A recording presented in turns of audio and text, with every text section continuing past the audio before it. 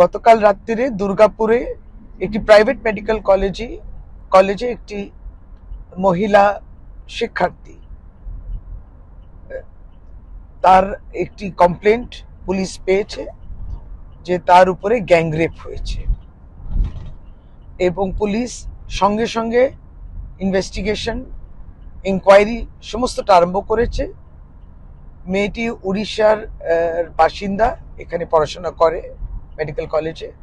তার বাবা মাও চলে এসছেন এবং তারা আস্থা প্রকাশ করেছেন রাজ্য সরকারের উপরে এবং পুলিশের এই ইনকোয়ারির উপরে। ভারতীয় জনতা পার্টি এর মধ্যেও রাজনৈতিক মন্তব্য করছে।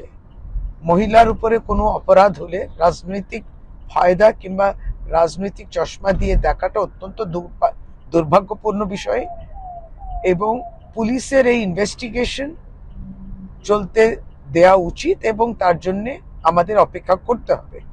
রাজ্য সরকার সহানুভূতি রাখে এবং যারা এই ধরনের মন্তব্য করছেন ভারতীয় জনতা পার্টি, তাদের বুঝতে হবে যে উড়িষ্যাতেও এইরকম মহিলা শিক্ষার্থী, তার উপরে অপরাধ হয়ে তারপর সে নিজের গায়ে আগুন দিল, মারা গেল, এগুলো হওয়া উচিত নয়। সুতরাং সেখানে বিজেপি সরকার প্রশ্ন সর্বত্র ওঠে।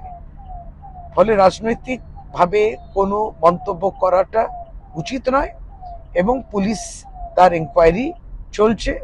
তারপরে পশ্চিমবঙ্গ সরকার আরো তারপরে মন্তব্য রাখা হবে।